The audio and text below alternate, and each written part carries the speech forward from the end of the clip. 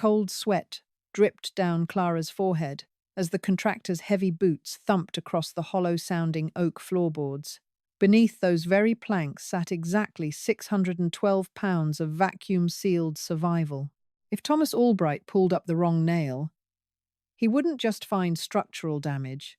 He'd uncover the manic desperation of a suburban mother everyone thought had lost her mind. People whispered she was crazy. Her own husband threatened to take their young son and leave. But when the sky turned a bruised, unnatural purple in mid-October and the regional power grid flatlined, those buried buckets of rice and beans became the only thing standing between her family and a slow, agonizing death. Clara Hastings was not a doomsday prepper. She was a 34-year-old freelance graphic designer living in a restored 1920s craftsman home in the quiet, mountainous town of Bitter Creek, Wyoming. Her life was a predictable loop of PTA meetings, client deadlines, and negotiating with her 8-year-old son, Leo, about screen time. Her husband, David, was a senior risk analyst for a regional bank, a man who dealt strictly in probabilities, spreadsheets, and cold, hard facts. Everything shifted on the unseasonably humid afternoon of August 14th. Clara was procrastinating on a logo design, casually scrolling through a specialized meteorological forum she frequented because of her mild fascination with extreme weather. That's when she stumbled upon a deeply buried thread, initiated by a climatologist named Dr. Aris Holden. The post was dense, filled with jargon about a tripolar vortex collapse and an anomalous breakdown of the jet stream. Most users brushed it off as alarmist theory. But Dr. Holden pointed to a hyper-specific set of oceanic temperature anomalies off the coast of Alaska, the exact same anomalies that preceded the devastating blizzard of 1888, only magnified by a factor of 3. He predicted a localized, stationary atmospheric block. He predicted a winter that wouldn't just be cold, but would freeze infrastructure to the point of shattering. He predicted it would last well into the spring. Something inside Clara snapped. It wasn't a slow realization. It was an acute, primal wave of terror that settled deep in her bone marrow. She looked out her home office window at the green, sun-drenched lawn where Leo was chasing the family golden retriever, and all she could see was a frozen wasteland. That evening, the first cracks in her marriage appeared. Over a dinner of grilled chicken and asparagus, Clara tried to explain Dr. Holden's models. David, the atmospheric pressure changes are already happening. He's showing models where the entire northwestern grid could go down beneath the ice weight. Not for days. David wiped his mouth with a napkin, offering a patient, patronizing smile. Clara, honey, it's August. We live in Wyoming. It snows. We have the backup generator, and the town plows are always out by 5 a.m. You've been reading those fringe subreddits again, haven't you? It's not a subreddit. It's NOAA data. Extrapolated. Clara's voice pitched higher. Okay. Okay, David said, raising his hands in surrender. Buy an extra case of bottled water next time you're at Safeway. But please, let's not panic over a forecast that's 3 months out. He didn't understand. Clara couldn't just buy a case of water. The instinct was overwhelming, a biological imperative screaming at her to protect her child. If the grid went down, the grocery stores would be stripped bare in 4 hours. The roads would be impassable. The cold would seep through the walls. The next day, Clara made her first trip to the Winco Foods 2 towns over. She didn't want the cashiers in Bitter Creek recognizing her and gossiping. She bought 60 pounds of long-grain white rice, 40 pounds of pinto beans, and 20 pounds of rolled oats. She paid in cash. $142 she had hidden in her sock drawer, so the transaction wouldn't show up on their joint Chase Sapphire statement. Loading the heavy bags into the trunk of her Subaru, Clara felt a bizarre mix of intense relief and creeping insanity. She was a rational woman. She had a master's degree. Why was she suddenly acting like the sky was falling? When she got home, the immediate problem presented itself. Where to put it all? The basement was fully finished, serving as David's pristine man cave. The garage was detached and uninsulated. Any canned goods would freeze and burst. She couldn't put it in the pantry without David noticing the absurd quantities. She temporarily hid the bags in the back of her walk-in closet, buried under a pile of winter coats. But the paranoia was only beginning. 60 pounds of rice wouldn't keep 3 people alive for 7 months. She needed more. Much more. And she needed a place to hide it from a husband who was already looking at her like she was a stranger. By mid-September, Clara's obsession had evolved into a high-stakes covert operation. She had amassed over 300 pounds of dry goods, stacking them precariously in the attic, beneath beds, and behind the washing machine. The tension in the house was palpable. David had found a receipt from a tactical supply website for Mylar bags, 2000cc oxygen absorbers, and an impulse heat sealer. "What is this, Clara?" he demanded one morning, holding the paper up like damning evidence. $200 on packaging supplies? What are we packaging? I'm organizing the craft room, she lied smoothly, though her heart hammered against her ribs. Storing old fabrics. They need to be vacuum sealed so the moths don't get them.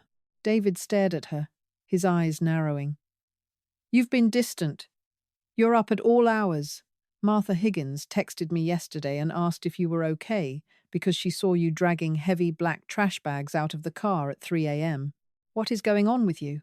"Martha needs to mind her own business," Clara snapped, deflecting. David sighed, rubbing his temples.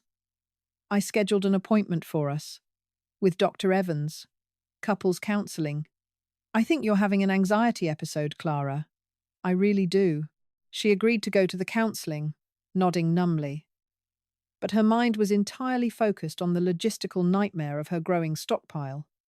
She knew she had to consolidate the food.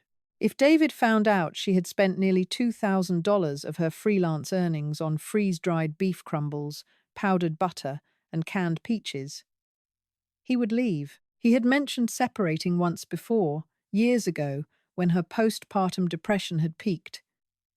He had a low tolerance for instability. That afternoon, while David was at work and Leo was at school, Clara found her solution. The mudroom at the back of the house was an addition built in the 1950s. While vacuuming the area rug, Clara noticed one of the wide oak floorboards was slightly loose. Using a flathead screwdriver, she pried the plank up. Beneath it wasn't a solid subfloor, but a layer of old plywood. She cut a small square through the plywood with a jigsaw. Cold, musty air wafted up. It was a forgotten crawl space, about 4 feet deep, spanning the entire length of the mudroom. It was dry. It was hidden. It was perfect. For the next 3 weeks, Clara lived a double life. By day, she smiled at the couple's counselor, promising David she was doing yoga and cutting back on caffeine to manage her stress. By night, she became an underground laborer. She bought 25 5-gallon food-grade buckets with Gamma Seal lids.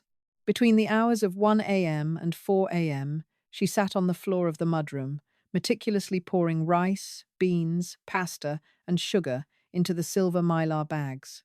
She tossed in the oxygen absorbers, sealed them with the hot iron, and packed them into the heavy-duty buckets. Lowering the buckets into the crawl space was grueling.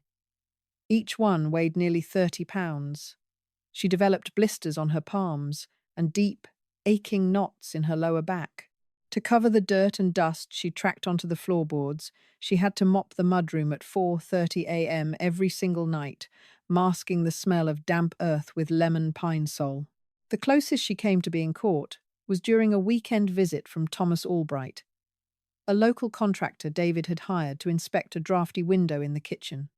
Thomas was a heavy-set, observant man.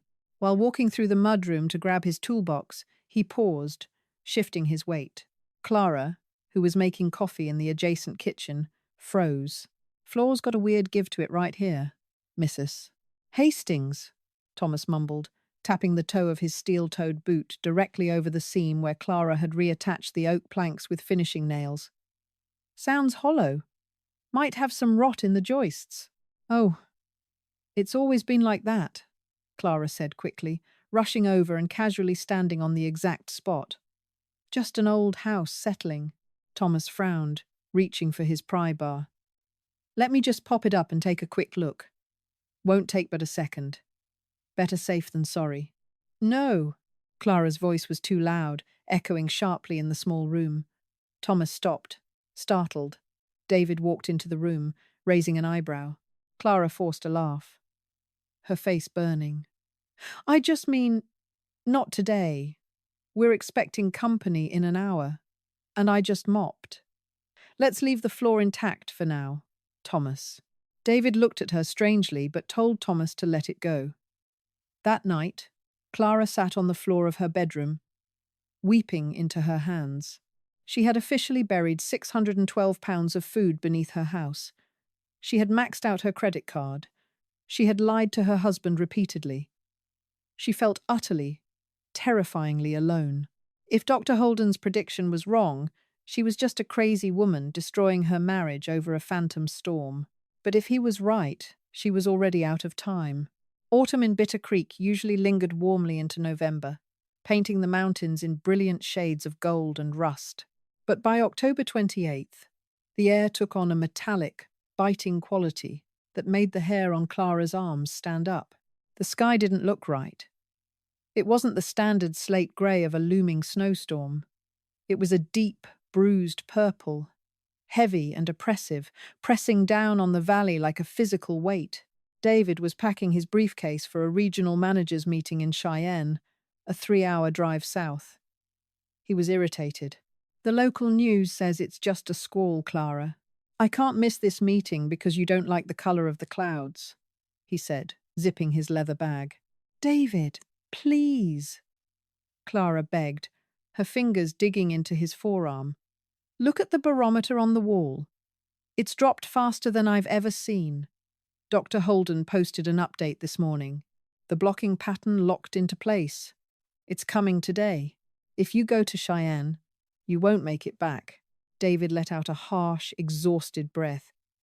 Clara, I am done with Dr. Holden. I am done with this paranoia. When I get back on Friday, we are sitting down and having a serious talk about our future. This isn't a healthy environment for Leo. He pulled his arm away, grabbed his keys, and walked out the door. Clara watched his taillights disappear down the driveway, a cold stone of dread settling in her stomach. At 2:15 p.m., Clara picked Leo up early from Bitter Creek Elementary. The teachers looked confused, but Clara claimed Leo had a dentist appointment. As they drove home, the first flakes began to fall. They weren't light, feathery snowflakes. They were dense, icy pellets that hit the windshield like buckshot. By 3 p.m., the temperature had plummeted from a mild 42 degrees to 8 degrees Fahrenheit. It was a meteorological phenomenon known as a bomb cyclone, but localized and violently intense. At 4:10 p.m., Clara's phone buzzed. It was David. The connection was garbled, filled with static. Clara, hear me. Stuck on I-25. It's a complete whiteout. A semi-jackknifed. Miles of cars. David! Are you warm? Keep the exhaust pipe clear! Clara shouted, panic surging, running out of gas. Rescue crews can't. Clara, I'm sore. The line went dead. She tried calling back, but the cellular network had failed. A moment later, the lights in the house flickered, surged violently, blowing the bulb in the kitchen pendant light with a loud pop, and then died completely. The low hum of the refrigerator ceased. The forced air heater fell silent. Bitter Creek was entirely off the grid. Clara moved with a terrifying calm. She had simulated this scenario in her head 100 times. She layered Leo in thermal underwear, wool sweaters, and his snowsuit, turning the living room into a micro-environment. by hanging heavy blankets over the windows and doorways to trap whatever heat remained. By morning, the reality of the situation outside was incomprehensible. Clara opened the front door and was met with a solid wall of white. The snow had drifted up to the porch roof. The wind howled like a wounded animal, shaking the very foundation of the sturdy craftsman house. 2 days passed. The backup generator David was so proud of seized up because the fuel lines froze solid in the negative 30-degree wind chill. The pipes in the upstairs bathroom burst, sending a cascade of instantly freezing water down the stairs. Clara and Leo huddled under 3-down comforters in the living room, reading books by the light of an LED lantern. On the 3rd day, the hunger set in. The food in the fridge had spoiled or frozen, and the pantry offered little more than half a box of stale Cheerios and some peanut butter. Leo was crying, his lips pale. "Mummy, I'm hungry. When is Dad coming back?" Clara stroked his hair, tears freezing on her own cheeks. She didn't know if David was alive. She didn't know if anyone in the town was alive. The silence from the outside world was absolute, but as she looked at her shivering son, the crushing weight of her paranoia lifted, replaced by a fierce, vindicated strength. She wasn't crazy. "Stay here, baby," Clara whispered, throwing off the heavy blankets. She walked into the freezing mudroom. The air was frigid, the windows completely opaque with frost. She knelt on the floor, took the flathead screwdriver she had kept hidden on the shelf, and jammed it into the seam of the oak planks. With a sharp crack, the board popped up. She pulled up the next one, and the next, exposing the dark square of plywood. She lifted the hatch. There, neatly arranged in rows, were 25 white buckets, 612 pounds of food, a portable butane camp stove, 3 dozen canisters of fuel, water purification tablets. Clara reached down, hauling up a heavy bucket labelled rice. Oats in black Sharpie. She cracked the gamma seal, the hiss of the vacuum-sealed mylar breaking the silent room. The 7-month winter had begun, but Clara Hastings had just levelled the playing field. By the 3rd week of November, the silence of Bitter Creek had become a physical entity, heavy and suffocating. The snow never melted. It only accumulated, locking the town in a brilliant, blinding icebox. Inside the Hastings home, the temperature hovered around 38 degrees, maintained only by the sheer insulation of the house, body heat, and the occasional, strictly rationed burning of David's expensive oak bookshelf in the living room fireplace. Clara and Leo had established a grim, necessary rhythm. At dawn, Clara would chip the ice off the inside of the kitchen windows just to let in the weak, greyish light. They wore 3 layers of clothing at all times. Leo, remarkably resilient but increasingly quiet, spent his days drawing under a mountain of blankets or playing endless games of gin rummy by the light of a single, solar-charged camping lantern. The secret beneath the mudroom floorboards was their lifeline, but accessing it was a terrifying ordeal. Clara only opened the crawl space at 2 in the morning, when the risk of anyone seeing a light or hearing the squeak of the oak planks was at its lowest. She would retrieve exactly 3 days' worth of rice, dried pintos, and dehydrated vegetables, ferrying them back to the living room, like a thief in her own home. The hardest part was the ghost of David. The absence of her husband hung in the frigid air. Every time the wind slammed against the siding, Clara's heart leaped, hoping it was him kicking the snow off his boots on the front porch. But the logical, calculating part of her brain, the part that had bought 600 pounds of food, knew the truth. If he had been trapped on Interstate 25 inches that initial whiteout, his bank manager overcoat and leather loafers wouldn't have saved him. She pushed the grief down, burying it as deep as the plastic buckets. She couldn't afford to mourn. Mourning cost energy, and energy was heat. The absolute isolation broke on day 24. Clara was boiling snow over the portable butane stove to make oatmeal when she heard it. A dull, rhythmic thumping. She froze, the wooden spoon suspended in her hand. Leo looked up from his sketchbook, his eyes wide and fearful. "Mom?" he whispered. "Shh," Clara hissed, instantly extinguishing the small blue flame of the stove. She crept to the front hallway, her thick wool socks making no sound on the hardwood. The thumping came again. It wasn't the wind. It was a fist striking the heavy oak of the front door. Clara peered through the peephole.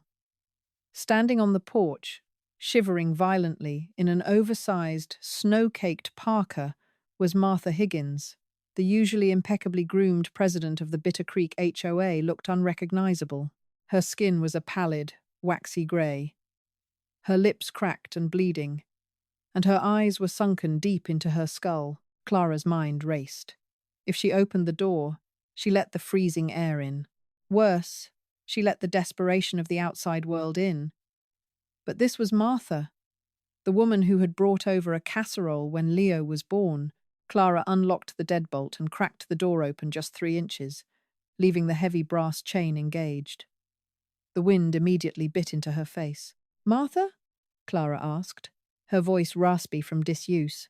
"Clara." "Oh, thank God. Thank God you're still here." Martha gasped, her breath pluming in thick white clouds. She shoved her gloved fingers into the crack of the door, as if terrified Clara would slam it shut. "Bill is sick. He's got a fever, Clara. It's so cold." We burned the dining chairs, but the draft. We have nothing left to eat. The pantry's been empty for a week. Clara swallowed hard, tasting bile. "I'm so sorry, Martha. We don't have power either. No one does." Martha's sunken eyes darted frantically around the sliver of the hallway she could see. "I know, but Clara, I remember." "Remember what?" Clara's grip on the door tightened. "In September," Martha whispered, leaning closer, her voice taking on a desperate, pleading edge. "I saw you hauling those heavy black bags from your Subaru at 3 a.m. I saw the delivery truck drop off those big boxes from that survival company. You knew this was coming, didn't you? You have food, Clara. Please. Just a can of soup. Something. Bill is going to die." Panic, sharp and blinding, pierced Clara's chest. She remembers.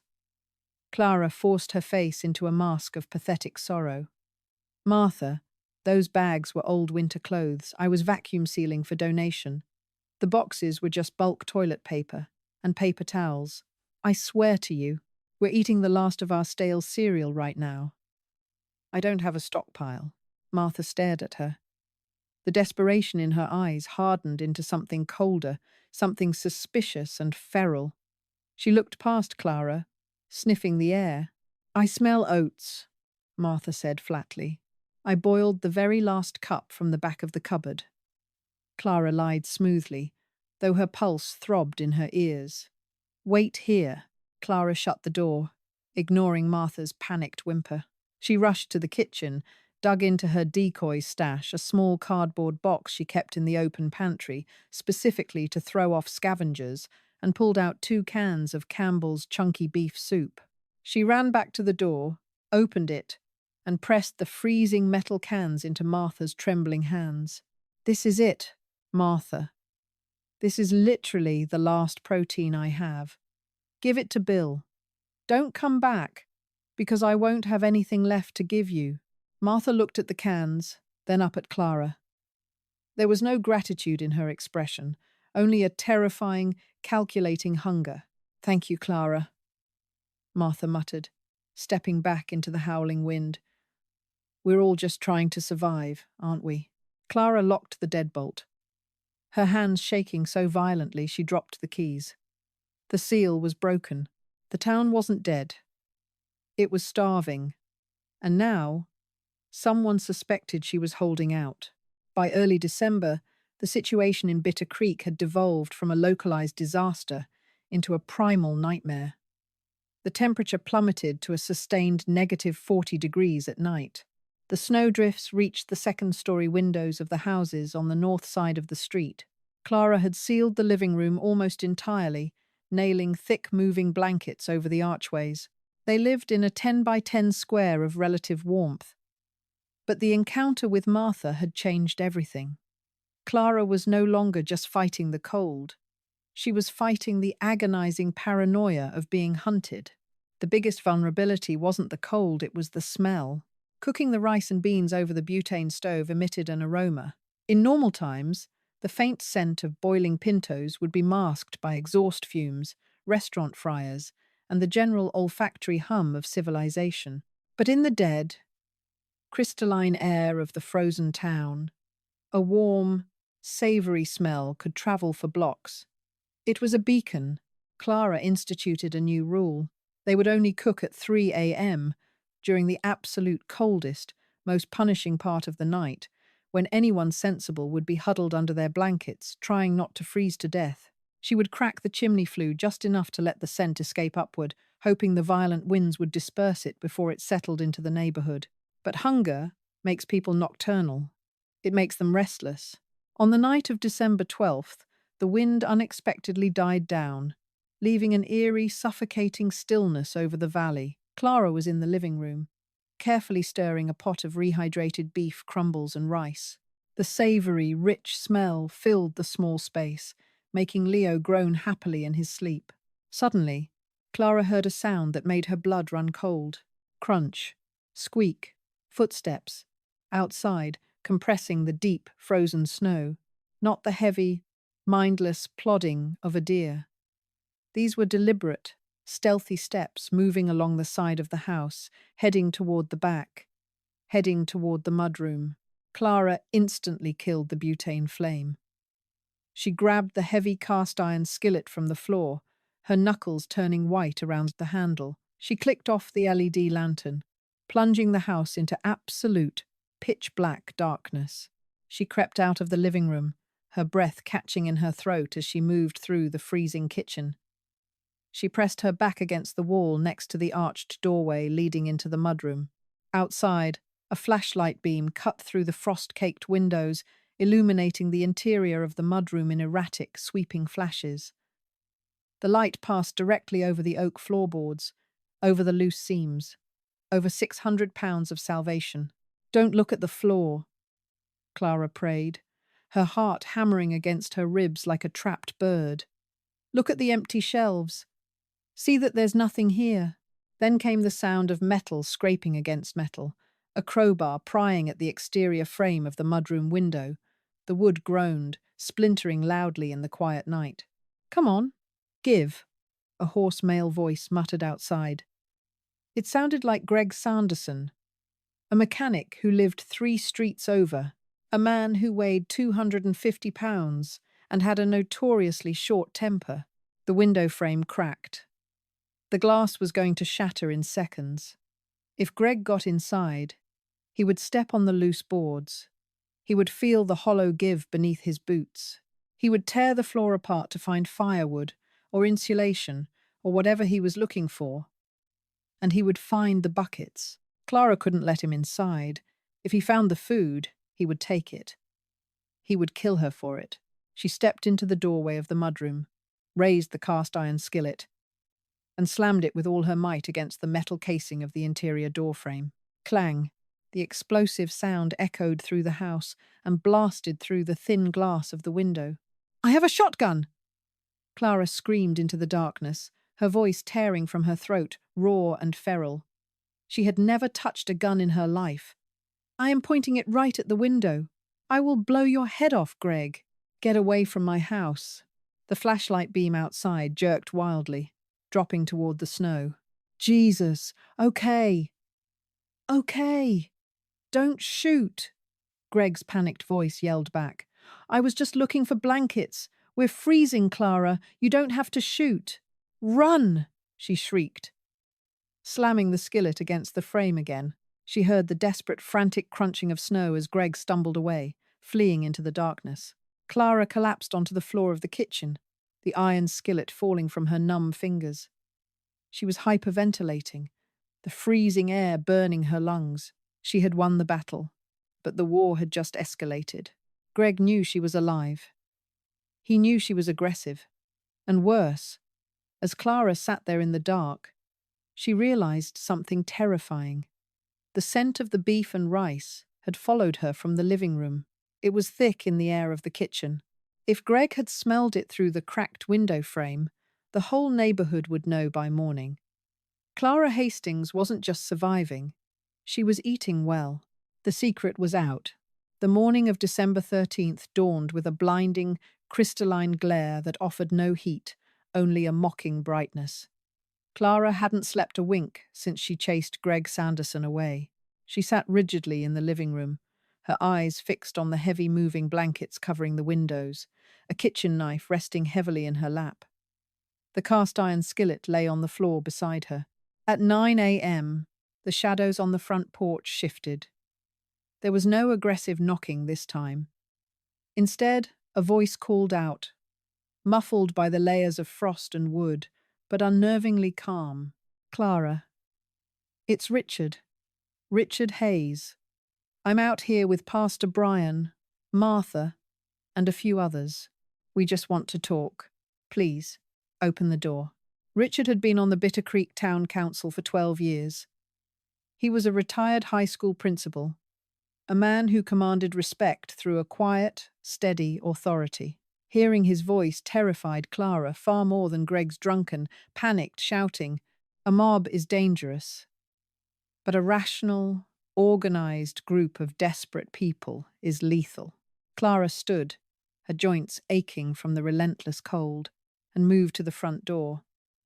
She opened the small brass mail slot near her waist and leaned down to speak through the narrow grate. "I'm here, Richard." But the door stays locked. Through the rusted metal slats, Clara could see their boots.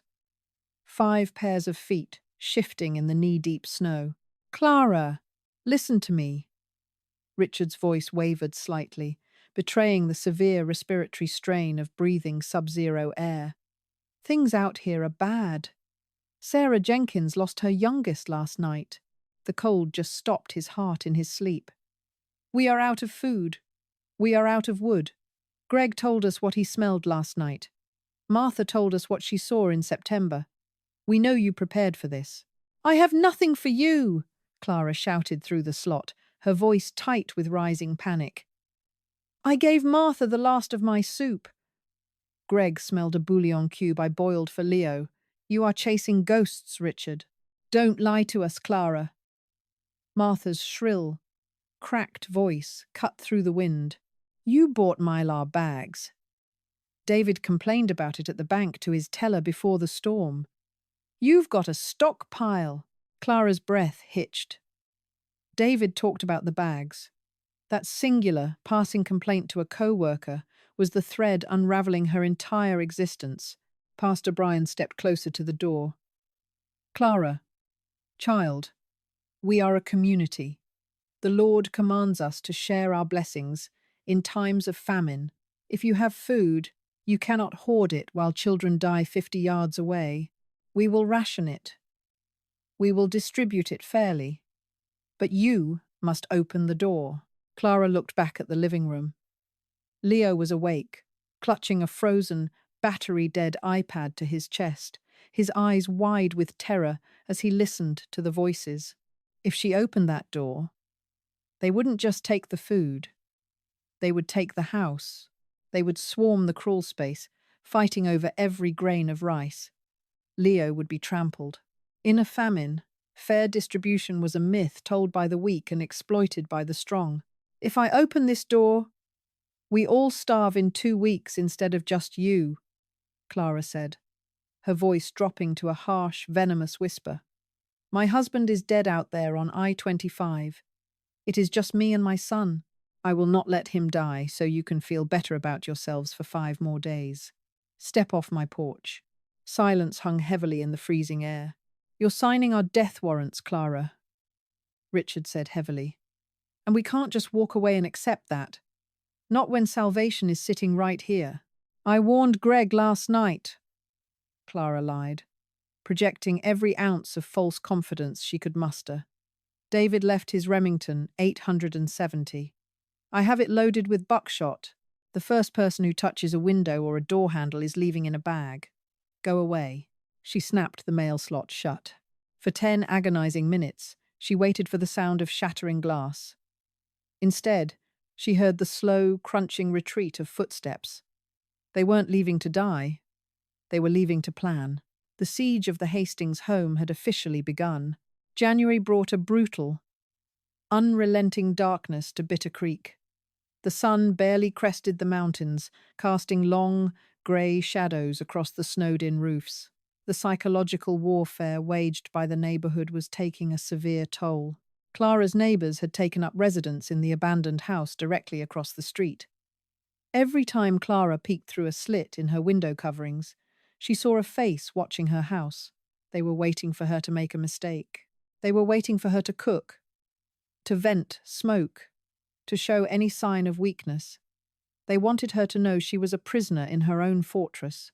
But the real threat bypassed the locked doors and the watchful eyes outside. It came from within. On January 18th, Leo developed a harsh, rattling cough. By the next evening, his fever spiked to 103 degrees. His small body trembled violently beneath the down comforters, his breathing shallow and rapid. Clara emptied their first aid kit, her hands shaking as she bypassed the useless band-aids and ibuprofen. She needed antibiotics. Without them, the pneumonia settling in Leo's lungs would kill him in days. The 600 pounds of food beneath the floorboards were entirely useless against a microscopic bacterial infection. Desperation forced Clara to do the one thing she had sworn never to do: negotiate. She knew Sarah Jenkins, the woman who had allegedly lost a child, was a registered nurse. If anyone in the neighbourhood had an emergency medical stash, it was her. At 2 a.m., Clara bundled herself in 3 coats, wrapped a scarf around her face, and unbolted the front door. She waded through the waist-high snowdrifts, holding a heavy, black garbage bag tightly in her fist. The wind chill was 45 below zero. The air froze the moisture in her nose instantly. She approached the house across the street and pounded on the door. It swung open almost immediately, revealing Richard holding a rusty fire iron. Behind him, the living room was a scene of squalid misery. 7 people huddled around a small, smoky fire built directly on the ceramic tiles of the hearth. They looked like walking corpses, their skin yellowed and taut. "Clara!" Richard rasped, lowering the iron slightly, shock registering in his sunken eyes. "I need Sarah," Clara demanded, her voice muffled by the scarf. Sarah stepped out from the shadows. She looked decades older than her 30 years, her eyes hollow with grief. "My son has pneumonia," Clara said quickly, cutting off any questions. "I need amoxicillin. I need a full course." Martha Higgins pushed her way to the front, pointing a shaking skeletal finger at Clara. "We knew it! You want medicine from us? Where's the food, Clara? Where is it?" Clara ignored Martha, locking eyes with Sarah. She opened the black garbage bag and pulled out a single, heavy silver mylar bag. She had spent an hour agonizing over this. If she brought raw beans, it proved she had bulk. Instead, she brought something undeniable. She tossed the heavy brick onto the floor at Sarah's feet. "That is 4 pounds of freeze-dried beef stroganoff. 3,000 calories. Add boiling snow, and it feeds 10 people. I will trade it for the pills. Right now." The sight of the pristine, vacuum-sealed silver bag caused a physical reaction in the room. A collective, starving gasp echoed. Greg Sanderson lunged forward, his eyes wild, reaching for the bag. "No!"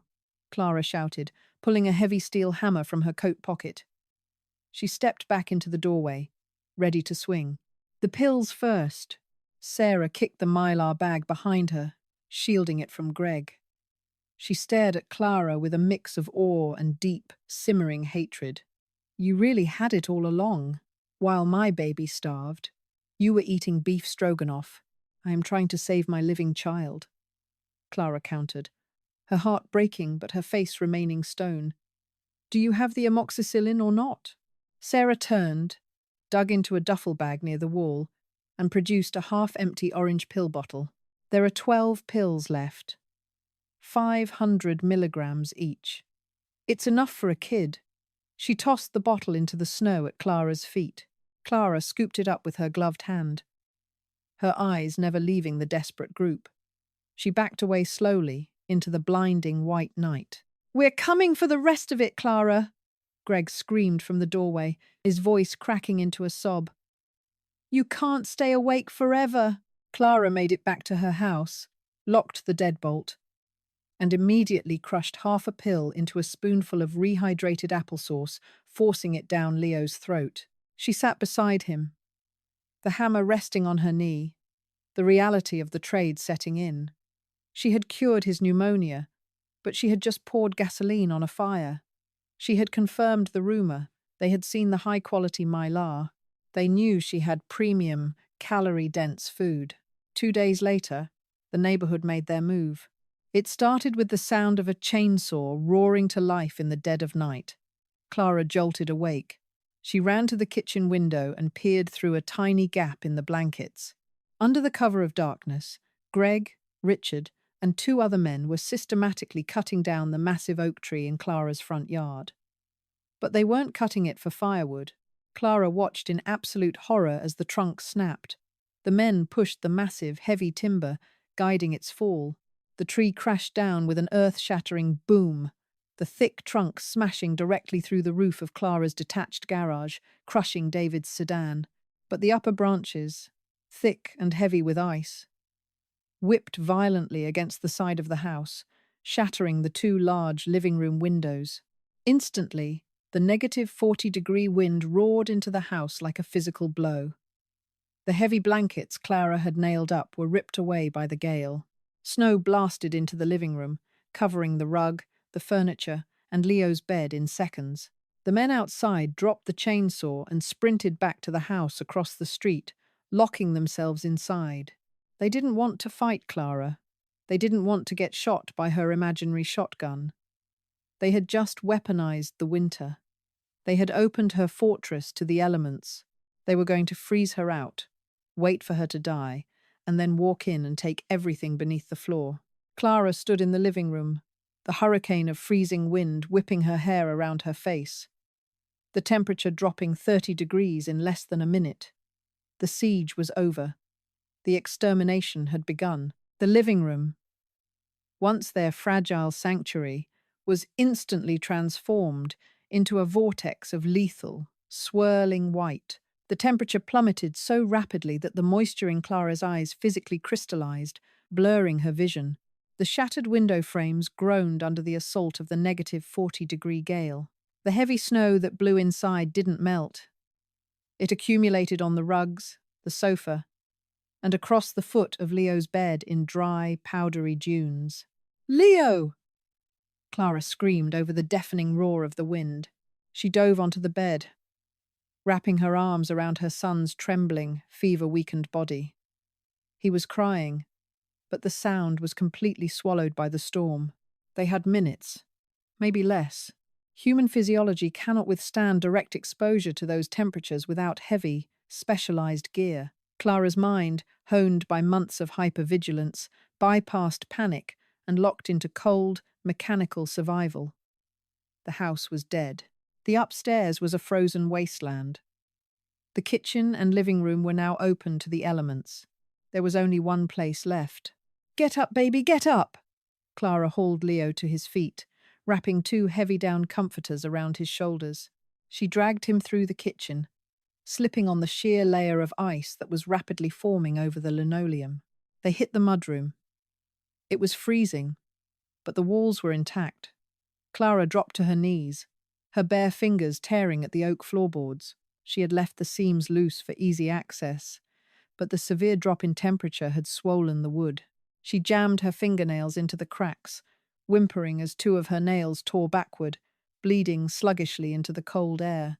With a desperate, animalistic heave, she yanked the boards up. The black square of the crawl space gaped open. "Get in," she commanded, her voice ragged. Leo looked down into the dark, dirt-floored hole, terrified. "Mummy, it's a grave. It's a fort," Clara lied fiercely, grabbing his shoulders. "It's the safest fort in the world." She lowered him into the 4-foot-deep space, right among the towering white plastic buckets of food. She didn't have time to be methodical. She ran back to the kitchen, grabbed the heavy black garbage bags of winter coats they had used to seal the doors, their 2 thermal sleeping bags, the LED lantern, and 2-gallon jugs of water that had half frozen into slush. She threw everything down into the hole. As she stood up to grab the butane stove, a heavy, rhythmic thudding echoed from the front porch. The neighbors. They were coming back. They had waited for the wind to flush her out, and now they were coming to claim the house. Clara scrambled down into the crawl space. She reached up, grabbed the heavy sheet of plywood, and pulled it over the opening. Then, using her fingertips through the small gaps, she painstakingly dragged the oak floorboards back into place above them. She used a small piece of scrap wood to wedge the boards tight from underneath. They were entombed. The darkness was absolute. The space was roughly 8 feet long and 4 feet wide, heavily crowded by the 25 buckets of food. Clara arranged the sleeping bags over the cold, damp earth, pulling Leo into her lap. They huddled beneath the pile of coats, breathing in the smell of dry dirt, mylar plastic, and their own unwashed bodies. 10 minutes later, the footsteps started above them. Thump, crunch. Heavy boots walked directly over the oak boards. Dirt and dust sifted down through the microscopic cracks, sprinkling onto Clara's upturned face. She clamped her hand tightly over Leo's mouth, her own heart beating so violently she thought the men above could hear it. "Check the kitchen!" Greg Sanderson's muffled, furious voice barked. "She's gone," Richard Hayes replied, his voice vibrating through the floor joists just inches from Clara's head. The back door was unlatched. The wind blew the living room to hell. She must have taken the kid and run for the woods. "She didn't run with 600 pounds of food, Richard," Martha's shrill voice echoed from the kitchen. "It has to be here. Tear the walls open." For the next 4 hours, Clara and Leo lay paralyzed in the dark as the mob systematically destroyed their home. They heard the frantic smashing of drywall, the tearing of cabinets, the shattering of the remaining windows. The cold above was driving the intruders insane. At one point, Greg walked into the mudroom. He stood exactly over Clara's head. The floorboards bowed slightly under his 250-pound frame. Clara held her breath until her lungs burned, praying the scrap wood wedge would hold. If he stomped, the board would give. He would fall right on top of them. Greg paused. Clara could hear his heavy, ragged breathing. Then, he slammed his crowbar against the mudroom wall in frustration. "Nothing! There's nothing here! She lied to us!" Greg screamed. "We need to get back to the fire." Sarah Jenkins's voice drifted in, weak and hollow. "I can't feel my hands anymore. Let it go, Greg. They're dead out there anyway." The heavy boots slowly retreated. The front door slammed shut. Silence descended, heavy and absolute. In the pitch-black tomb beneath the floor, Clara Hastings pulled her son tighter against her chest and began to weep silently into his hair. The siege was over. Now, they just had to survive the dark.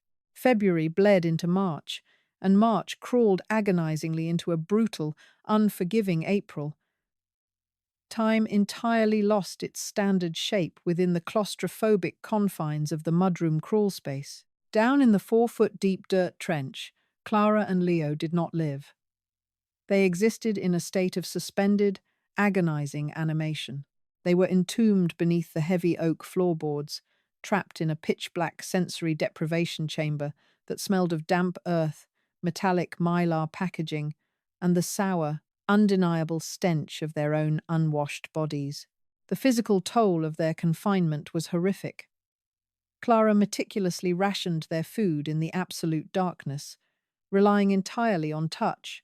She would unscrew the gamma lid of a bucket, her split and bleeding fingernails tracing the rims, and pull out a handful of rolled oats or rock-hard pinto beans. Without the butane stove, which she couldn't dare ignite in an unventilated 4-by-8-foot space for fear of carbon monoxide poisoning, they were forced to eat the food raw or soaked in freezing, slushy water, Clara would wrap a handful of dry beans in a spare rag and blindly smash them against the dirt floor with the heavy cast iron skillet, creating a gritty, tooth-cracking paste that she forced Leo to swallow. They rationed their water drop by agonizing drop. They used one empty, heavy-duty plastic bucket as a latrine, pushing it to the farthest corner of the cramped space. The only saving grace of the relentless, permeating cold was that it kept the smell of human waste from becoming entirely suffocating, freezing it solid almost instantly. As the weeks dragged into months, the psychological warfare of the dark began to fracture Clara's mind. She hallucinated. Sometimes she would hear the heavy, familiar thud of David's leather loafers walking across the floorboards directly above her head, a phantom echo of a life that felt a million lifetimes away. She would hold her breath, tears stinging her dirt-caked eyes, waiting for a voice that never came. Other times, she heard the frantic, scratching sounds of the neighborhood mob, Greg Sanderson's crowbar tearing at the walls, Martha Higgins's shrill, starving cries. Clara would instinctively pull Leo tighter against her chest, her hand gripping the handle of the cast-iron skillet so hard her knuckles locked into place. But it was always just the wind howling through the shattered ruins of their home above. Leo grew terrifyingly silent. The bright, energetic 8-year-old boy who used to argue about screen time had withered away into a fragile, skeletal ghost. His breathing was dangerously shallow, his skin pale and translucent in the brief flashes of the LED lantern Clara allowed them once every 3 days. To keep his mind from snapping in the dark, Clara became a relentless storyteller. She pulled memories from the deepest recesses of her brain, painting vivid, sun-drenched pictures with her words. "Do you remember the trip to San Diego, baby?" Clara would whisper, her voice raspy and hoarse, her lips brushing against his filthy hair. "The sand was so hot it burned the bottoms of our feet. We ate those massive fish tacos on the pier. Remember the heat of the sun? Just imagine the sun pressing down on your shoulders. It's coming back, Leo. I promise you. The sun is coming back." She kept track of the endless days by dragging the sharp edge of a broken floorboard nail across the plastic lid of an empty rice bucket. One scratch for every waking cycle.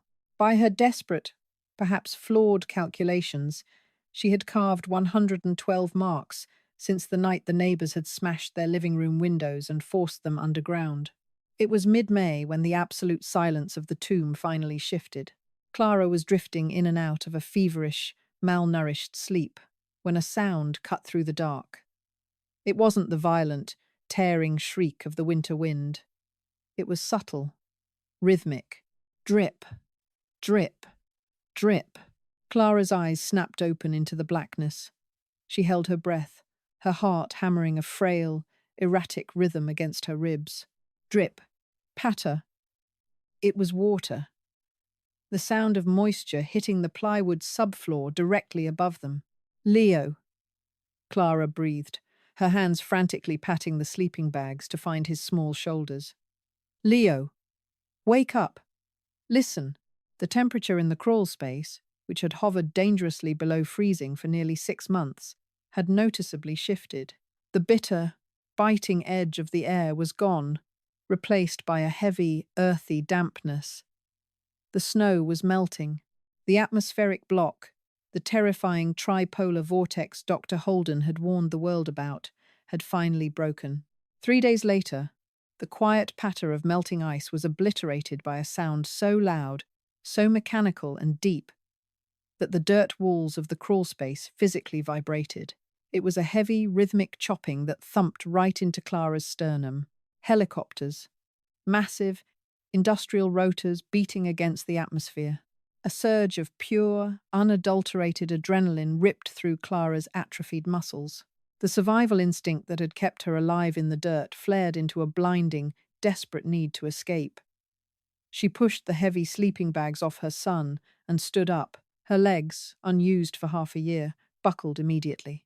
She collapsed, her knees slamming painfully into the hard edge of a plastic bucket. She screamed, ignoring the pain, and forced herself back up. She pressed her palms flat against the underside of the oak floorboards and shoved with all her might. They didn't move. During the thaw, The moisture from the melting snow had seeped down through the cracks in the mudroom floor. The water had saturated the wood and then refrozen during the nights, fusing the loose oak planks and the plywood hatch into a solid, impenetrable block of swollen timber and ice. They had survived the winter, only to be buried alive by the spring. Panic, hot and suffocating, seized Clara's throat. No, no, no, she sobbed, coughing up dust. She dropped to the dirt, her hands frantically searching the pitch-black floor until her fingers closed around the cold, heavy handle of the cast-iron skillet. She rolled onto her back, bracing her weak legs against the dirt wall of the trench for leverage. She raised the heavy iron pan above her head and slammed it upward into the seam of the floorboards. Thud. The wood barely groaned. She was too weak. She hadn't consumed a hot meal or a proper protein in months. Her arms shook violently, her vision spotting with exhaustion. "Leo, cover your face!" Clara screamed. She pulled every memory of the past 7 months into her muscles. She thought of Martha demanding her food. She thought of Greg cutting down the oak tree. She thought of David walking out the door with a patronizing smile. The rage was a sudden, explosive fuel. She swung the skillet upward with a primal, guttural roar. Crack! The cast iron smashed through the swollen seam. A sliver of agonizing, blindingly brilliant light pierced the darkness of the crawl space. It was so bright it physically burned Clara's retinas, forcing her to squeeze her eyes shut as she swung again. Crack! The oak board splintered completely, showering her face with jagged shards of wood and damp mud. Clara dropped the skillet, shoved her bleeding hands through the jagged opening, and hauled herself upward. She dragged her torso through the hole, scraping her ribs against the splinters, until she tumbled onto the ruined floor of the mudroom. She lay there for a moment, blinded, gasping the sweet, fresh, oxygen-rich air. The house was utterly destroyed. The walls had been stripped down to the studs by scavengers looking for insulation or firewood.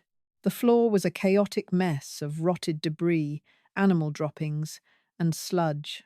But through the gaping, jagged hole where the back door used to be, Clara saw the world. The snow was retreating, melting into massive, muddy rivers that rushed down the mountain slopes. The sky was an impossible, piercing blue, and hovering less than a mile away, directly over the ruins of the Bitter Creek town square, was a massive, twin-rotor Chinook helicopter, its dark green hull gleaming in the sunlight. Clara crawled back to the hole and reached down. "Grab my hands, Leo. Come on, baby." "Look at the sun." She hauled her son up. Leo weighed almost nothing. He clung to her neck, burying his face in her shoulder to hide from the blinding light. Clara staggered to her feet, stumbling through the skeletal remains of her kitchen, and pushed through the shattered framework of the front door. The street was a post-apocalyptic graveyard.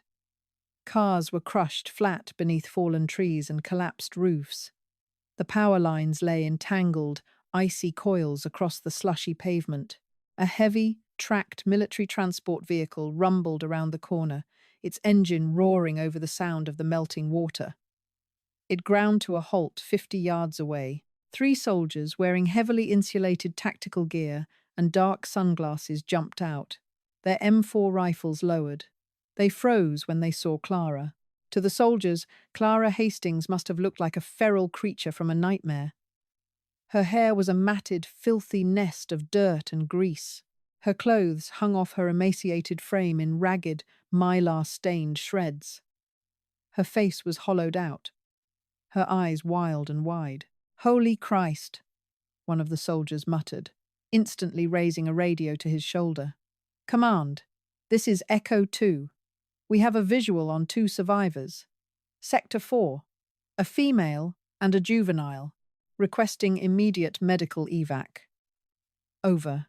The commanding officer, a tall man whose uniform patch read Captain Reynolds, approached Clara slowly, his hands open and visible to show he wasn't a threat. He pulled a thick, foil thermal blanket from his pack. "Ma'am?" Captain Reynolds said, his voice gentle but laced with profound shock. "I need you to stay right there." The medical team is coming. The atmospheric block broke 5 days ago. We've been doing sweeps, but we honestly didn't think anyone in this grid sector survived. The sustained temperatures here hit -50. Clara didn't take the blanket. She just stared at the house across the street. The front door of Richard Hayes's home was wide open, swinging lazily in the spring breeze. The windows were black, empty sockets.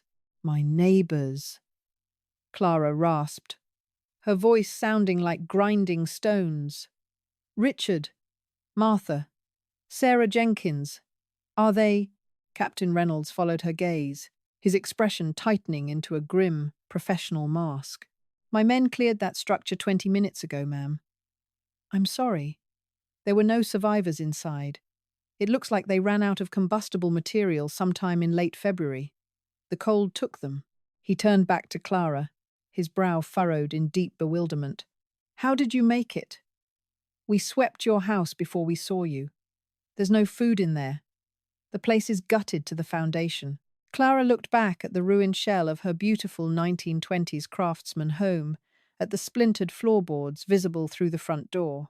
"I buried it," she whispered. "I buried 600 pounds of it." 48 hours later, Clara sat inside a massively heated, brightly lit FEMA medical tent erected in the neighboring county. The hum of medical monitors and the sharp smell of antiseptic were overwhelming after the sensory void of the crawl space. Beside her, Leo lay in a clean, white cot, a pediatric IV pumping vital fluids, glucose, and heavy antibiotics into his fragile veins. He was sleeping soundly, his chest rising and falling with a steady, peaceful rhythm. A relief coordinator, a woman with tired eyes and a sympathetic smile, walked over, holding a digital tablet. "Mrs. Hastings?" Clara looked up, her hands wrapped tightly around a styrofoam cup of hot, steaming chicken broth. "We've been running names through the Interstate Recovery and State Police databases," the coordinator said softly, pulling up a file on her screen. "You asked us to check on your husband, David Hastings." Clara felt a cold, familiar stone drop into the pit of her stomach. She sat up straighter, bracing herself. "I'm so incredibly sorry," the coordinator murmured, her voice filled with genuine sorrow. His vehicle was located on Interstate 25 back in November when the storm first hit. "But he wasn't inside the car." Clara frowned, confusion piercing through her grief. "What do you mean?" "The state police found his remains 3 weeks ago during the initial thaw," the coordinator explained gently. "He was nearly 12 miles from the highway, heading north. He had abandoned the car and tried to hike back toward Bitter Creek in the whiteout." The woman hesitated, looking down at her tablet. They catalogued his personal effects. Mrs. Hastings. He had a receipt in his coat pocket. From a hardware store in Cheyenne, for 4 heavy-duty snow shovels, sub-zero sleeping bags, and 3 boxes of vacuum-sealing Mylar bags. It looks like he was trying to get back to help you." The styrofoam cup slipped from Clara's numb fingers, spilling hot broth across the sterile floor of the tent. David hadn't abandoned her. The man of probabilities, the man who lived his entire life by spreadsheets and rational models, had realized the math was catastrophically wrong. In his final hours, as the sky turned purple and the world froze over, he had realized his wife was right. He had died in the snow, desperately trying to reach the very fortress he had mocked, trying to carry the supplies she had begged him to buy. Clara leaned forward, buried her face in her clean, trembling hands, and finally let the tears come. She wept for the neighbors she had to deny. She wept for the months of darkness beneath the floorboards. But most of all, she wept for David. She had traded her husband, her community, and a piece of her own humanity to keep her child breathing. The 600 pounds of food had saved them, proving her agonizing paranoia correct. But as the spring sun warmed the canvas of the medical tent, Clara realized the heaviest weight she would ever carry wasn't the dirt of the crawl space, but the crushing, insurmountable cost of being right. When the earth finally softened in late May, Bitter Creek became a monument to a meteorological anomaly that shattered the modern illusion of safety. Clara Hastings emerged not just as a survivor, but as a chilling testament to the primal, uncompromising nature of maternal instinct. The 612 pounds of vacuum-sealed food buried beneath the oak floorboards did exactly what she designed them to do. They kept her son's heart beating in a town where the cold had stopped everyone else's. Yet, vindication offered no comfort. Clara had been branded crazy by her husband and hunted by her neighbours, only to outlive them all in a dark, 4-foot-deep dirt tomb. The winter proved her right, but it stripped away everything except the raw, brutal mathematics of survival. She learned that paranoia is often just intuition, burdened by facts no one else is brave enough to face.